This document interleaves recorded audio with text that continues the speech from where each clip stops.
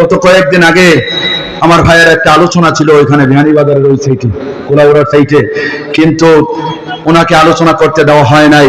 নাউজুবিল্লাহ কইবেন না। আমরা কি এখানে কোন ধরনের বাদ্যযন্ত্রের ব্যবস্থা করেছি? ইসলামের বিরুদ্ধে কোনো কাজ করতেছি? আমরা তো কোরআন সুন্নাহর কথা বলতেছি, আমল ও হেদায়েতের কথা বলতেছি। এখানে কখনো বাদ্যযন্ত্র গান ওইগুলোর ব্যবস্থা করা হয় নাই।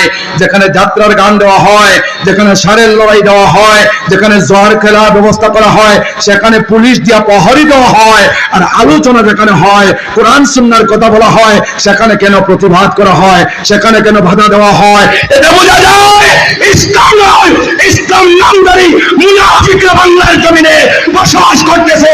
হাত তুলে যেমন ঠিক কিনা আমরা বরদাস্ত করবো না। আমরা শাহজালালের উত্তরসূরি, শাহপরানের উত্তরসূরি, আমানত শাহর উত্তরসূরি, ফুলতলি সাহেব কিবলার উত্তরসূরি। আমরা কথা বল ঠিক কিনা? কলেজা জলে হাঙ্গরা হয়ে যাচ্ছে। ফেসবুক সোশ্যাল মিডিয়ার মাধ্যমে যখন এই কফিলুদ্দিন সালি হুজুরকে নিয়ে ভাইরা বিভিন্নভাবে কথা বলা হচ্ছে, কিন্তু হুজুর তো দ্বীনের কথা বলার জন্য ঢাকা থেকে আমাদের সিলেটে এসেছেন, ওনাকে কেন বাধা দেওয়া হয়? এতে বলা যায় কি যেন লুকিয়ে আছে তোমাদের মধ্যে।